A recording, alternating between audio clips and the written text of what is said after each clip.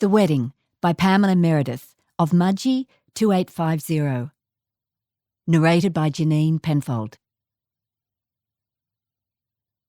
Burma, Myanmar, a wedding. Chinese Burmese bride, an Aussie groom. We flew to Yangon, our family together. Stopover in Hong Kong, just a few hours, so airport only. Yangon family at the airport to welcome us and escort us to our accommodation. Very little English. The bride to interpret conversations. Smiles everywhere though. Back to the airport later next day. Farewells for now. Mandalay. What a romantic name. Thoughts of days gone by. Colonial history. A refuel stop only. Nothing to see from the plane window. No buildings. A truck with a couple of chaps doing their jobs. Flight on to bride's hometown. A shed where we missed customs.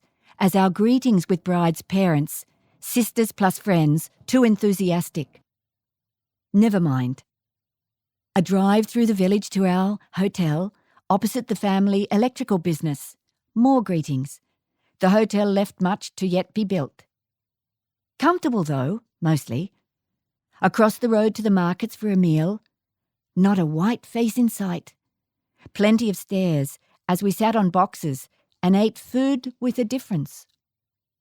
The day of the wedding, an early bicycle ride to the temple with the bride. Not like any bicycle ride you can imagine. Steel frame bike ridden by a thin man dressed in shorts and singlet, thongs. A metal extension on each side with a slim cushion on a small platform. Ting, the bride, leapt up with ease.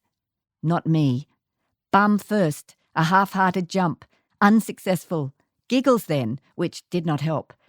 At last an effort. I sat without comfort.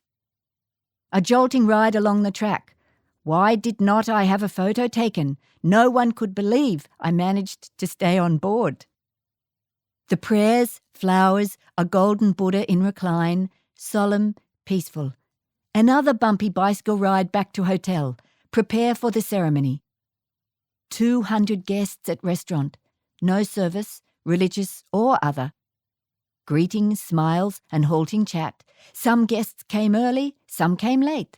They ate and were gone. A general's wife must be invited. We missed her somehow. A political necessity. There was laughter and eating. Our table was filled with aunts and uncles, business friends. One nephew was told to sit next to me by his doting mother and speak English he was learning at school. A shy boy who had great difficulty understanding my Aussie English. Food shared, chopsticks presented with food.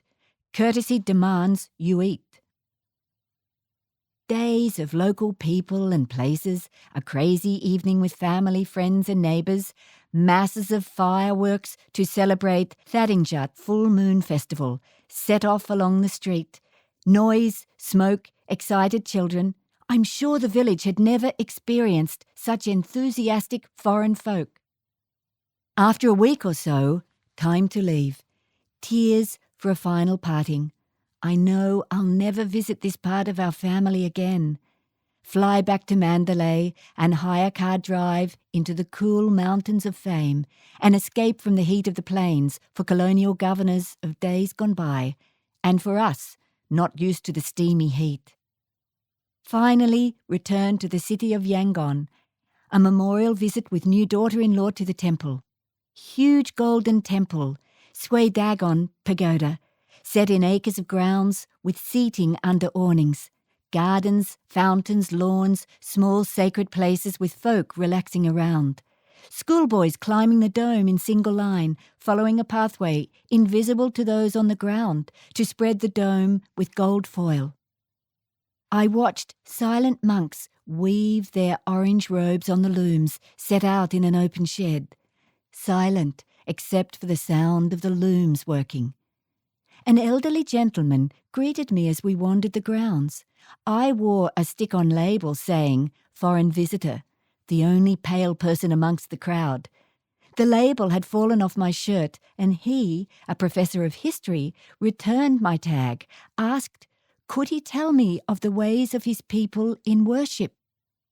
Please. One of the most beautiful moments of my life, as he blessed me beside a fountain flowing slowly from the temple center. A simple blessing. Final goodbyes at the airport. Coming back to our culture, our habits, home, I hold dear the memories of a wedding in a land so unlike my own. The end.